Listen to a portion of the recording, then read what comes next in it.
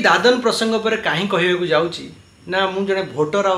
नागरिक हिसाब से कहूँ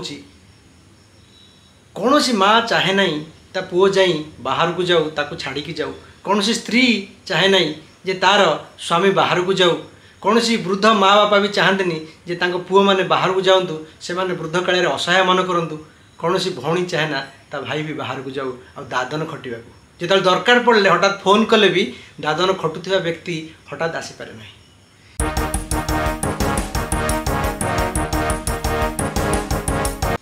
जय जगन्नाथ ओडिशावासी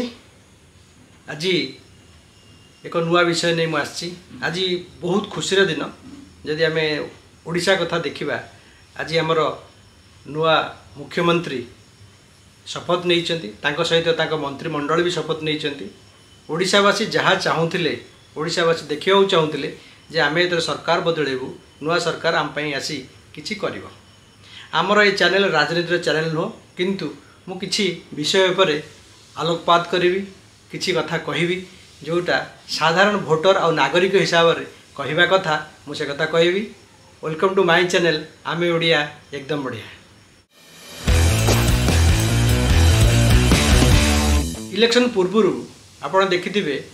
दुई दल किछि नैरेटिव्स देथिले जे आम नैरेटिव्स अर्थ होला किछि कथा से माने कहिबे जे एई कथा आमे जीति साइला परे करिवु से माने भी किछि कथा कहिबे जे आमे ए कथा जीति सारा पर करूँ ये जो बीजेपी जीति तांकर किछि नैरेटिव्स उपरे तांकर किछि कथा उपरे ओडिशावासी विश्वास करी तांको एथर जितेइचंती भोट देइचंती ओडिशावासी भोट देइचंती और देशर शासन भार तांको समर्पित करचंती। आज मोर गोटे नैरेटिव उपर कथा हबार अछि जो नैरेटिव समस्तंक ओडिशावासी को मन को आंदोलित करथिला। आज 25 वर्ष होला आम ए ओडिशार भाई भौणी माने जाउचंदी दादन खटिबा को दादन जेमती गोटे राक्षस परी आम राज्य को माड़ी बसी तेणु यही कथा को बीजेपी कही जे आम सरकार आसिले आमे निहाती भाव रे दादन हटेबू। मु यही दादन प्रसंग पर कहीं कहवाक जाऊँगी ना मु जड़े भोटर आ नागरिक हिसाब से कहूँ कौन सी माँ चाहे ना ता पुओ जाई बाहर को जाऊ ताको छाड़ी की जाऊ कौन सी स्त्री चाहे ना जे तार स्वामी बाहर को जाऊ कौन सी वृद्ध माँ बापा भी चाहते जे तांको पुओ माने बाहर को जाऊँ से माने वृद्ध काल असहाय मन करूँ कौन सी भौणी चाहे ना ता भाई भी बाहर को जाऊ आ दादन खटिबा जो दरकार पड़े हठात फोन कले भी दादन खटुवा व्यक्ति हठात आसीपे ना। ये एक समस्या जे समस्त को दुखित कर रखी तेणु यही परिप्रेक्षी में कहवाक चाहिए सरकार आज तो सरकार शपथ नेले सरकार प्रथम काम हवा कथा जे मु केमिति दादन हटेबी तार विस्तृत प्लानिंग करवा कथा मंत्रिमंडल सहित बसिकी कथा हवा कथा जे दादन केमिति हटिबो। मो पाखरे किछि मतामत अच्छी मो पाखरे किछि सजेशन अच्छी समस्त पारे किसी ना किसी सजेशन थाई पारे। वर्तमान सरकार रो काम होची सरकार मंत्रिमंडल को डाकी बसी तांको सहित गोटा फोकस्ड प्लानिंग करिया दरकार जे प्रथम 2-3 वर्ष रे मु केमिति दादन हटेबी ते दादन पई कौन प्लानिंग कौन बजेट आउ कौन मते कले दादन एटलिस्ट 2-3 वर्ष रे 20-30% कमिबो। दादन संपूर्ण भाव रे एककालीन जीव नाही किंतु दादन निहाती भाव रे कमी जाई पारे। प्रथमे गवर्नमेंट मुझे कह रूल नंबर 1 हवा कथा फोकस्ड अप्रोच जे मते दादन हटेबार अच्छी। सेकेंड होची जे प्रति डिस्ट्रिक्ट रे को डिस्ट्रिक्ट रे केते लोक दादन जाउछन्ती कोठी सर्वाधिक दादन जाउछन्ती जे आमे कहबा बहुत एरिया अछि आपण कोरापुट हला नवरंगपुर हला रायगढ़ हला गजपति हला यदि आपण सेपट एरिया आपण देखिबे गंजाम हला दादन संख्या अधिक तेणु से अधिक जो जगह अच्छी सेपटू केमिति कमे हम ये पॉइंट नंबर 2। 3 नंबर पॉइंट रे राज्य सरकार जी हेले सी कौन करिया कथा ना को जगार को इंडस्ट्री बसैले भल हम और सेठी इंडस्ट्री रो मार्केट क्रिएट भी हो बहुत कष्ट करिया पड़ोनी। लेट से मुझे गोटे उदाहरण भाव में कहूँ जदि आम शुणुली जे भवानीपाटना रे बहुत कपा चाष हुए जदि सेठी आम जदि सूता कल करवा स्पिनिंग मिल करवा बड़ बड़ प्रोजेक्ट 3-4टा करवा तेणु आमर कलाहांडर भाई भौणी जो मैंने जाऊँच कि अदर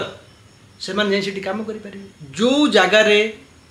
जहाँ अच्छी जो जगार जो प्रोडक्शन होची यदि से जगार से इंडस्ट्री करा जाए ताले किछि परिमाण रे दादन कमी जाई पारे।